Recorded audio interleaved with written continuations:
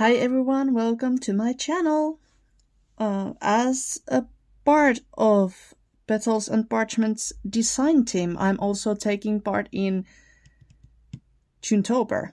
So happy Tuntober, everyone. This is not an official hop video. There is somebody else, I believe it's Elizabeth herself, who is making a video for this day, and I will link it down below, but I wanted to work with this kit. It's from Petals and Parchment. It's a freebie, and it's available at the Paper Bees Facebook group. I'm not a part of the Paper Bees design team anymore. I quit that, but as I said, I continue with Elizabeth, so I just wanted to make something nice with her beautiful, beautiful kit. It's a huge kit. It also comes with tons of journaling pages, but I decided to make some tags and possibly pockets this time around. So just give me a second and I will cut all these lovely things apart so that we can get started. Okay, so like you can see, I have cut everything out, but at this point I realized that I probably didn't mention what this kit was called, and it is Sleepy Hollow. To be honest, I'm not too familiar with the story. I don't watch scary movies or anything like that at all. So I'm just going to treat these images as wonderful, kind of like gothic style set. So I'm not too worried about the story or anything like that. I also realized that even though I printed the tags on a full sheet and the ephemera like 2 sheets per a page, they are still a little bit too big. I mean, some of these could work, but they are maybe a bit too big for the tags. That's fine. They will work perfectly on the pockets when I get to decorate those and so on, so they are not going to waste. But I think that I will print one more sheet with 4 pages on one page, so that they will be extra small and so that they will fit on those tags. However, while I do that, I'm also going to switch on to voiceover, as it's going to be weekend and I know that I won't be able to film while it's quiet because the kids will be home and so on. So it's easier for me to just film, mute it, and do a voiceover later on. But anyway, that's what's going to happen. So more cutting for me, and I will be right back. So here we go. I had all of my 6 stacks there. I have created myself some working surface so that I don't make a mess of my desk. I'm just tapping some VersaFine Clear in black on that scripty stamp that I've got. I'm not using a stamping block. I'm not too worried if the impression will be perfect or not. It is still on the acetate, so it's a little bit easier for me. But like I said, it doesn't have to be perfect. It's just to create some interest onto the background. I'm into the kind of like mixed media look, so this is one way of creating that. Those tags are really nice and detailed as they are. There's stitching or faux stitching on them, and Elizabeth did a great job designing those, but I just wanted to add my own touch into them. Here I'm tapping the clear embossing powder that I use to coat the ink with. There we go, trying to put it all back into the bottle. There we go. And then the next step was to heat set it. and trying not to burn my fingers. I was actually supposed to heat emboss all the 6 tags, as I'm in a way working in an assembly line here, but I totally forgot that the other 3 existed. So I had already put everything away, the embossing powder and so on. So I just decided to do the heat embossing for these 3 tags and then do something else for the other 3.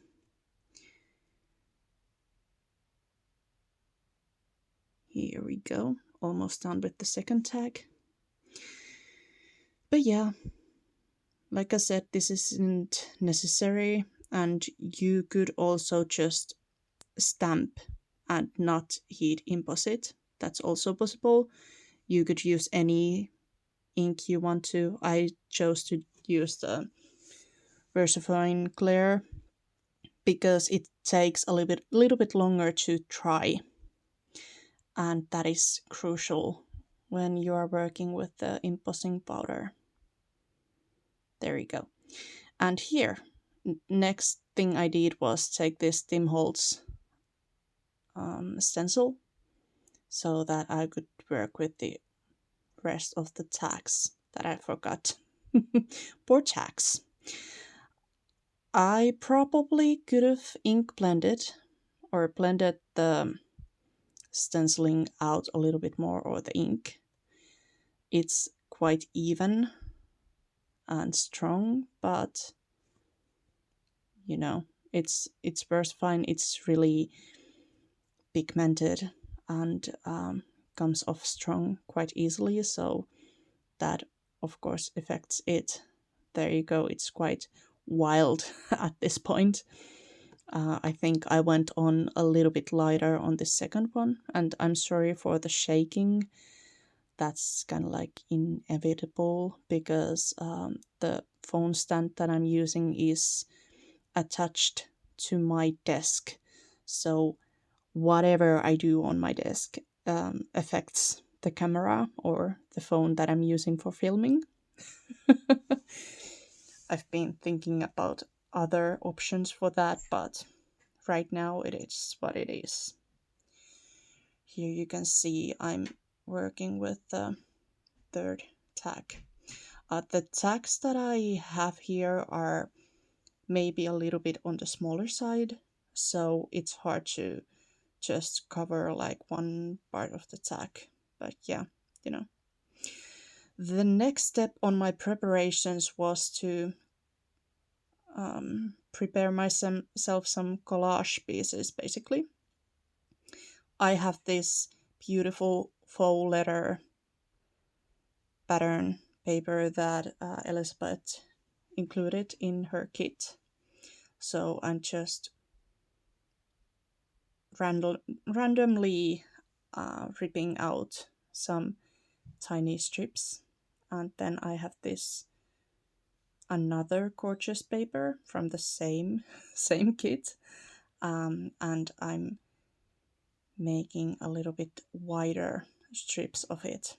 I decided to rip these instead of cutting, just to create some more interest and so on. Then I was thinking about this next paper, and I didn't really feel like I needed third element for the background papers, but I really liked those pearls and the swirls, pearls and swirls that were on the paper, so I decided to fussy cut some of those out, which is what I did next. Now I'm pretty much prepared for the project, so here I'm just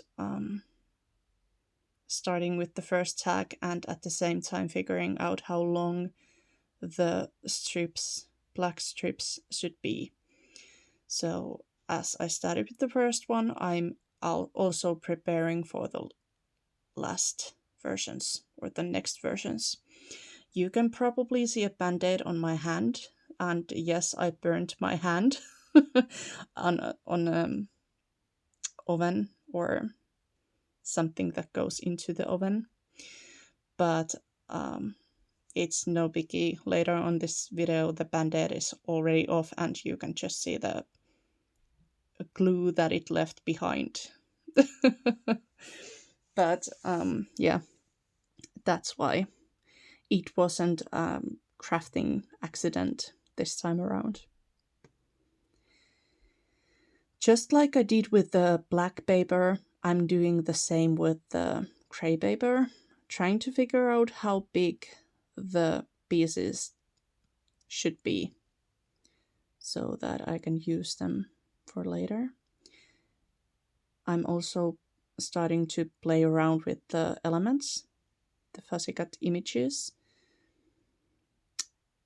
For this round, I think everything went kind of neatly. It doesn't usually go like that when I craft. I have to ponder on things a lot before I make up my mind. And even though I had often like all the nicest plans of how I wanted to arrange everything, obviously when you start taking things off like this and gluing them down, the order often shifts a little bit. Things move. You glue something somewhere you weren't really supposed to, and so on. But yeah, the tags and everything that I'm using is printed on 160 GSM printing paper. It's about twice the thickness of a regular printing paper, the one that they use in offices and so on. So it's not cardstock. And the tags that I'm using are not backed yet. They have just a white plain back on them. And they're quite flimsy, but I had planned that I will back them later on, so that's not a big deal.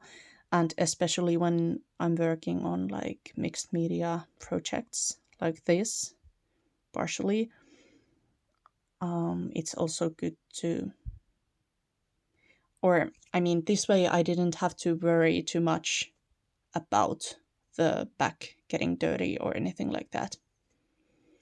So yeah, it's basically a win-win. And as you can see on this tag, I'm leaving a part of the sign that says Sleepy Hollow hanging outside the tag itself. And it's not a big deal. You could cut it off if it bothers you. It didn't bother me, although what I should have kept in mind when I was doing the gluing is not to put glue on that part. And yes, there is glue on that part, definitely. Like you can see, I was just spreading some more of it. But yeah, that's just something when I was backing then that I had to keep in mind. But I will show you a workaround. I thought I was done with the tag, but I had to include some of those pearls that I cut off. I think this was actually the only tag that I used them on, which is completely fine. I just thought they brought in a tiny, nice little detail. I was showing you the tag really fast there, but I will show you them again at the end. Here I'm already working on the second tag. As I was just ripping the pieces, they are a little bit different in size, and I chose a little bit bigger one for this. You can't really see too much of the print that I did in the beginning, but I still think it's a nice little touch, which is often the case in mixed media pieces and so on. Um, you work on the background, but eventually you won't see much of it, which is okay. Never be afraid to cover something to create something even more beautiful. As you can see, I have my vintage photo out, and there you can yeah, I'm attaching some swirls to this tag. But yeah, I chose to use vintage photo for these images that I collaged on the tags. It's just I thought it was a little bit interesting. These are mainly quite muted, and yeah, I'm struggling with the thread over there. But yeah, the colors are quite muted. It's mostly black and gray on the things that I used. But the sepia color or the vintage photo color that I'm using, I just thought that was a like nice warm touch into the projects. I could have used the same VersaFine black that I could have used the black VersaFine on that part as well, but I chose not to as it's quite strong and can be a little bit overpowering even. And I just wanted something a little bit softer for these. I decided to add a skull, and I believe that's, yeah, I forgot to ink it. There you go. And back it goes. But yeah, that's the second tag done. I think. Yeah, I'm done. Although I forgot to glue that one down. There we go. No, still not done. I can't believe it was just yesterday when I made those tags. I think it was yesterday anyway. But I'm still watching this and can't remember anything I did. It is how it is, or it is what it is. I just had to use that window and I had to use that horse. They're just so lovely. And I don't know. I feel like with most of these tags, I actually started with the focal point or one of the bigger images and started basically building the tag top to bottom. It's not always the case when I work on something, but in this case it was definitely. And I guess often that's how it goes for me.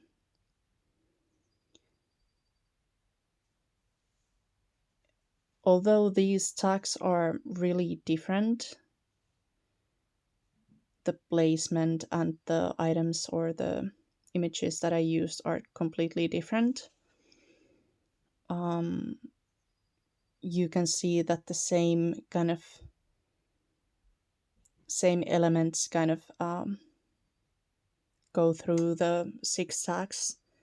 I'm always basically using the black strip. I always have the gray rectangle, but otherwise they're all different.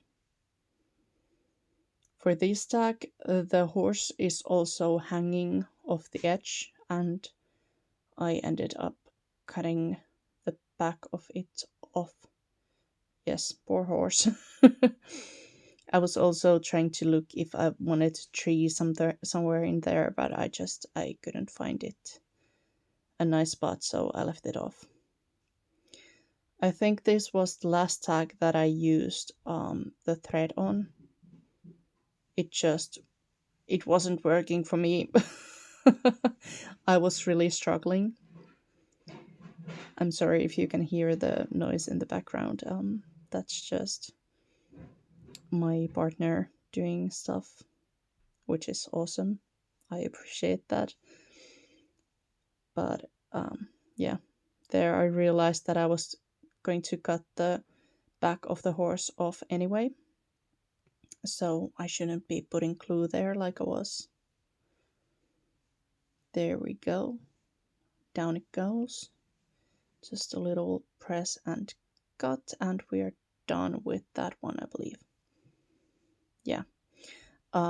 It bothers me a little bit that I didn't cut off that wide area between the horse's legs. But then again, it also had some illustrations on it. So I really couldn't. But yeah, there we go. Um, at first, I was sure I was going to use that fiery pumpkin, but I think I decided to leave it off. I don't. I'm not sure if I even put that pumpkin that I have there right now. I don't think I did. So yeah, it's you just try different things until you are happy with it. That's the way it goes. At least for me. I'm not sure if you are the same. But I remember being like a complete beginner in card making, which is what I started with, and beginner in collaging and all things like that. And I often felt that positioning things seemed so easy for everyone else. I was watching videos on YouTube and thinking, wow, I don't know how they do that. People were saying like, if it's a paper pad, it was designed all go together. It doesn't matter what you use, it goes together. And then I started, or I took out a paper pad and I was trying to do something with it, and I was like, oh no, this just nothing works. But yeah, um, like you can see me doing here, I just try the different things. Obviously, as you craft more, as the years go by, yes, I said years, not weeks, not even months, years, at least for me, um, you start to learn what you like, you learn what works for you, which is what eventually makes it easier. But even sometimes I'm trying out things and nothing works. That's just the way it is. There are days like that. And it's, at least for me, it's a part of my crafting, really. There we go. I was feeling like the tag was still missing something, and I completely forgot I had all these cool sentiments that Elizabeth included. And I found one that says Legend of Sleepy Hollow, which I felt that suited perfectly. The text was in white, so I toned it off a little bit with the ink before gluing it down. But yeah, I often don't use the sentiments or words like this on my projects, mainly because the kits that I'm using often have the sentiments in English, and I'm Finnish. So, well, I guess the main reason is that I usually make projects for somebody else. It's often one of my daughters, or my daughter's friends, or my dad, who is over 70 and doesn't really speak any English. So it would be kind of wasted to put any English sentiments on those projects. So whenever I'm working on whatever I feel like working on, like I'm doing right now, doing these tags, it's easy for me to forget that the sentiments actually exist. But in this case, I had those printed out, they were right there, so I chose to use some of them. I actually think I went back and put a word on the horse tag. Yeah, I did. I had to check. I have the tags right there. Because, yeah, like I said, I kind of remembered them in the middle of making these. There we go. I can't even remember whether this is the fourth or the fifth tag. It could even be the last one. Let me see. No, it's the fifth, definitely. So we have one more to go. And like I said, I will show you all of these at the end. So about petals and parchment, she, Elizabeth, is a co-host for Tuntober. I probably haven't mentioned that earlier. The event itself mainly takes part in the Paper Bees Facebook group. That's where you get all the freebies, that's where the challenges are, apart from the scavenger hunt that is going on the Tuntober YouTube hub. Definitely go check that out. Like I said, I will link Elizabeth's video from today below so that you can go check that out. But yeah, it's maybe in a way easy to forget that Elizabeth is actually a co-host for this. She designed the whole YouTube hub, and she did 2 wonderful kits for freebies. Both are big kits. They are just wonderful. So if you have a moment, please go check out Elizabeth's Facebook page, her YouTube channel, her Instagram, coffee shop. She also shares a lot of freebies on Ko-fi and on Facebook, so definitely worth your time. And on top of that, she is a really, really lovely person. So, yeah, I definitely recommend checking her out. Here I'm working on the 5th tag. In a way, I feel like this was the most challenging for me, especially because I had an arrangement in mind and I really liked it, and I think I ended up changing it quite a bit. It came out nice, I'm not saying that, but it's just not what I had in mind at first, I think. There was just something I changed about the black strip and the gray rectangle, I believe. That made it a little bit different, but I don't know. I still like it, so all good.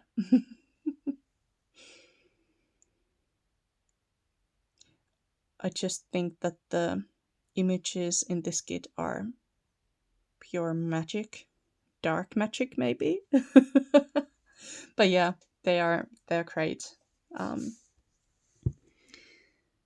I don't really like horror or anything like that you could associate with Halloween, perhaps.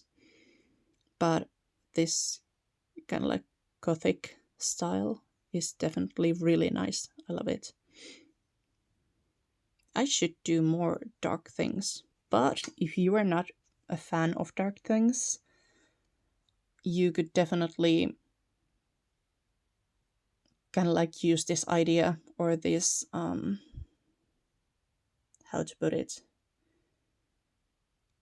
recipe for making any types of things. Like you could do the same with shabby chic images or something like that. Vintage, perhaps, whatever is your jam. And it's not going to be all dark on my channel. Don't worry about that. It's just Tuntober right now, so I'm going to do a little bit of these darker projects. But I hope you get some ideas, even if it's not your thing. And Elizabeth's this month's kit is like, well, vintage and shabby chic. So maybe I'll be able to work on that too. I was really wanting to put that pearly necklace on that tag too, but I just couldn't make it work, so I decided against it. And like I said, I wanted to add something to that horse tag. Here I'm just revisiting all that I've done on this video so far. And oh boy, did I struggle with this. I couldn't decide the placement for it or anything like that. When I finally decided where I wanted to put it, I felt like I needed to make it smaller and smaller and smaller. But yeah, sometimes it's like this. You keep on going until you can make it work or find a way to make it work. If you are new to my channel, please consider subscribing. I really appreciate any kind comments or thumbs up that I get. That is much, much appreciated. So consider doing that. I will also link down below all my socials. And yeah, before we get to see the final versions, obviously we have to do the final touches for the tags.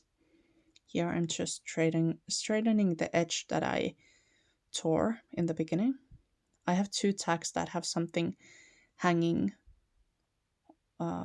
outside the edge. Here's the first one. It was just a piece of thread. I could have held it in the, bit inside the edges if I wanted to, but I decided to just make it easier for me. And with this tag, it's even more inevitable that I had to make something. But there you can see, I put it on the edge. Then I don't have to worry about cutting around that thing or anything like that. I just glued it on the edge. And I made sure that it's lining up with the edge.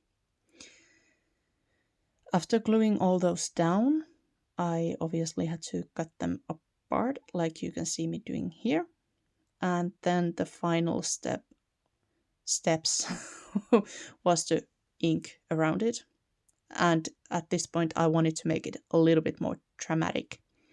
So I'm adding some dark or black ink with my dopper, and I am inking both sides, the front and the back, as you can see me doing here.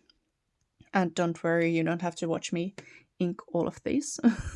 I just did a few on the camera so that you can see I'm doing it to all.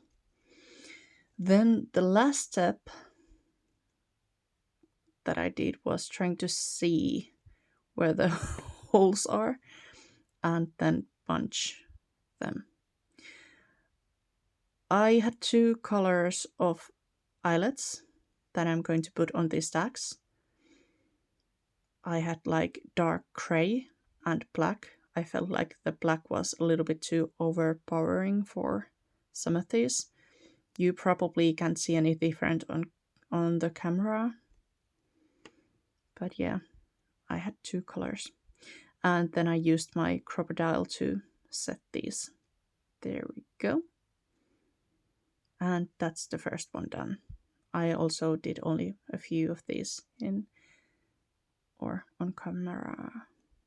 There we go.